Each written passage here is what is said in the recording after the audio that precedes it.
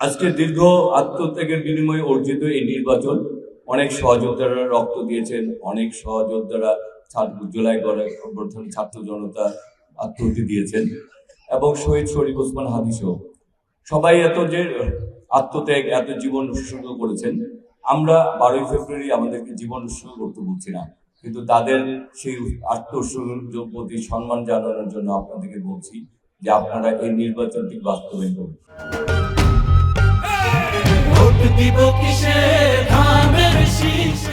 এবং এই নির্বাচনে ভোটার উপস্থিতি আপনাদের উপস্থিতি প্রমাণ করবে আগামী বাংলাদেশ কোন দিকে যাবে। আপনারা যদি ব্যাপকভাবে উপস্থিত হন তাহলে বাংলাদেশ একটি গণতান্ত্রিক বাংলাদেশ হবে। এবং আমি যে কথাটি বলি, আমি এই দেশের নাগরিক, আমি এই দেশের মালিক, সেই মালিকানা আপনি ফিরে পাবেন।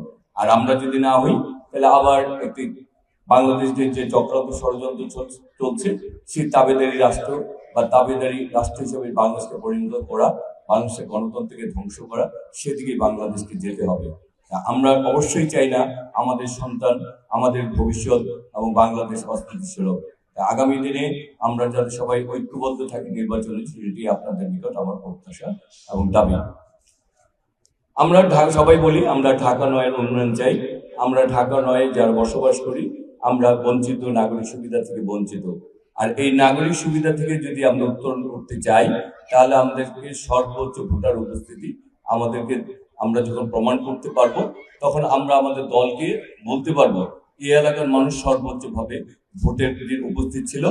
আর সেই ভোটটি যদি ধানের শীষের পক্ষে হয় তখন আমরা বলতে পারবো এই এলাকার মানুষ সর্বোচ্চ ধানের শীষে ভোট দিয়ে ধানের শীষ প্রতীককে বিজয়ী করেছে। সুতরাং এই এলাকার মানুষের দাবি দাবা সবার আগে চাহিদাগুলি পূরণ করতে হবে। এটি হচ্ছে আমাদের, আপনারা ভোট দিয়ে সেটি বাস্তবায়ন করবেন। আমাদেরকে যেটি জিনিস আমরা বলতে চাই যে আমরা এই নির্যাতন নিপীড়ন সহ্য করার পরও আমরা ঐক্যবদ্ধ হতে চাই একটি মাত্র কারণে, সেটি হচ্ছে আমরা এই এলাকার আমরা নাগরিক সুবিধা থেকে বঞ্চিত। আমাদের এখানে গ্যাস নাই, পানি সমস্যা রয়েছে, গ্যাসের সমস্যা ব্যাপক। আমাদের এখানে আমাদের জলবদ্ধতা রয়েছে। আমরা একটি মাত্র হাসপাতালের উপর নির্ভরশীল, সেটিকে আরো আধুনিকায়ন করার প্রয়োজন। আমাদের বাচ্চাদের জন্য খেলার মাঠ নেই, ইনডোর আউটডোর গেমসের ব্যবস্থা নাই। আমাদের এখনো অনেক ওয়ার্ড রয়েছে যেখানে বাসের সেতু দিয়ে পারাপার করতে হয়। তাহলে আমরা আমাদের এই নাগরিক সুবিধা চাই।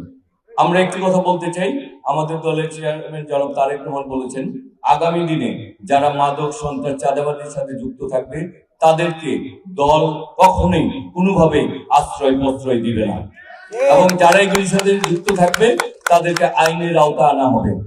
সাক্ষ্য করে কেউ বাদ পড়ে গেলেও তার খুশি হওয়ার কোনো কারণ থাকবে না, কারণ দল ক্ষমতায় আসলে বিভিন্ন সংস্থা প্রতিটি ওয়ার্ডে সক্রিয় থাকবে।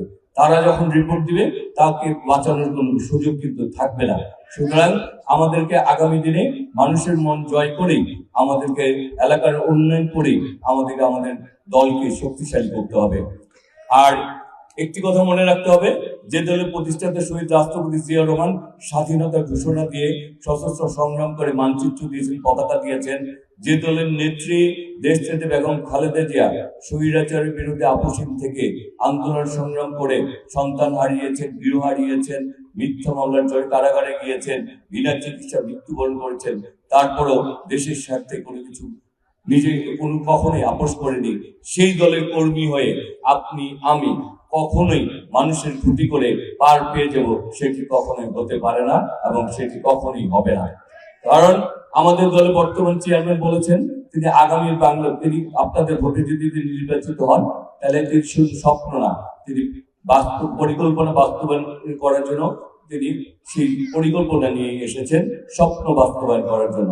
সুতরাং সেই পরিকল্পনার অধীনে যখন এই এলাকার সবচেয়ে বেশি উন্নয়ন আমরাই দাবিদার হব, কারণ আমরাই সবচেয়ে বেশি অবহেলিত। সুতরাং আমরা আগামী বাংলাদেশকে যেমনি ভাবে করতে চাই, ঢাকা নয়কে করতে চাই। আমরা একটি নিরাপদ একটি গণতান্ত্রিক একটি উন্নয়নের ঢাকা নয় করতে চাই। সেই প্রত্যাশা রেখেই আপনারা আমার সকলের কাছে বিদায় দিচ্ছি। সবাই ভালো থাকবেন। যাবার আগে যে কথাটি বলি, আমার আগে আমরা, আমাদের আগে দেশ, ক্ষমতার আগে জনতা, সবার আগে করব কাজ, গর্ব দেশ, সবার আগে ভোট দিলে ধানের শীষে দেশ গর্ব। তারুণ্যের প্রথম ভোট ধানের শীষে।